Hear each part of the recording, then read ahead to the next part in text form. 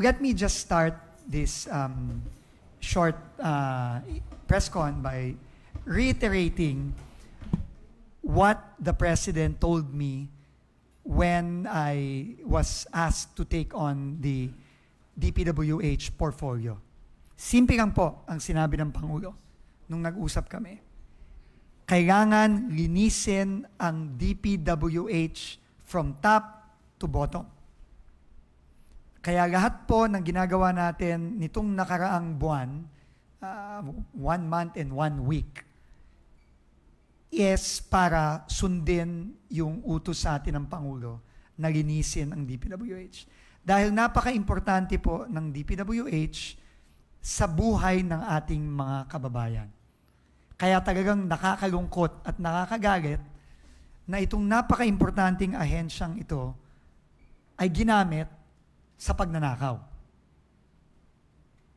Kaya yon ang pinipilit nating gawin ngayon. Upon the directive of the President, we have started and will continue to cleanse this department from top to bottom.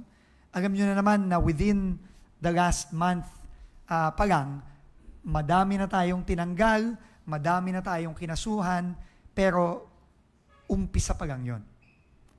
Ngayon, narinig ko ang press conference ni Congressman Leandro Reviste at nagpapasalamat ako sa kanya.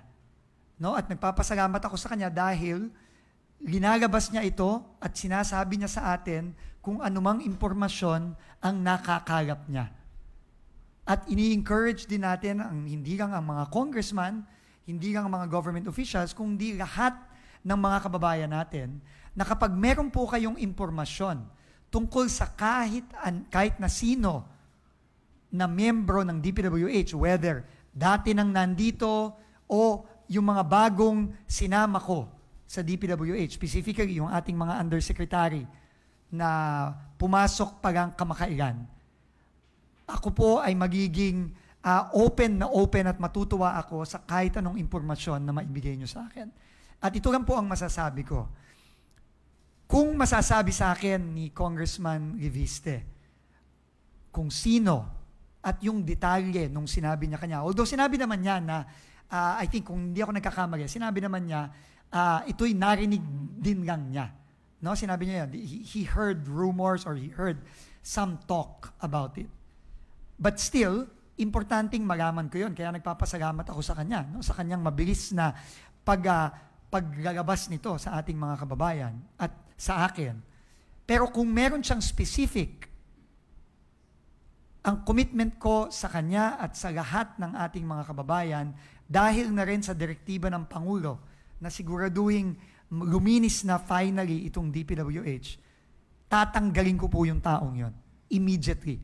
At kung kinakailangan, kakasuhan ko pa yung taong yon. That's very important to me, no, na malaman talaga. No, kung sino yan, kung ano ang circumstances nung narinig niya, importante sa akin yan. No, and I will look forward to having a conversation with Congressman Reviste on that. No, so very clear, no? Hindi ko papalampasin yan kahit anong pa yan. Pero sa pagkakaalam ko, no, dito sa mga undersecretaries, no, na ating inaya, no, at hindi madaling mag-aya ng undersecretary sa DPWH sa panahong ito. No, wala sa kanilang contractor. Yun ang aking pagkakaalam. Pero ako po mismo, dahil sa report na ito, mag-iimbista na rin ako on my own about this. But I would really appreciate if Congressman Reviste could give me more specifics, if possible, names, no, and circumstances. And believe me, I will act on it. Nakilala nyo na ako, DOTR pa lang. I will never tolerate it. And immediately, tanggal yan. Baka kasuhan ko pa. So, yun lang, no? Yun lang ang gusto kong sabihin on that note, no? And again, I'm very thankful for Congressman Reviste's candor, no, and his straightforwardness of letting the public and me know about these rumors that he heard. Now, on another important note, no, I just want to recap yung napaka-importanting meeting po kanina na nangyari sa ICI tungkol sa restitution o yung pagbawi ng pera ng mga kababayan natin. Alam niyo po, again, babalikan ko yung direktiba ng ating Pangulo. Sabi niya, hindi enough na may managot, na may makulong. Kailangan maibalik natin sa lalong madaling panahon ang pera ng mga kababayan natin na ninakaw. Bilyon-bilyon po ito.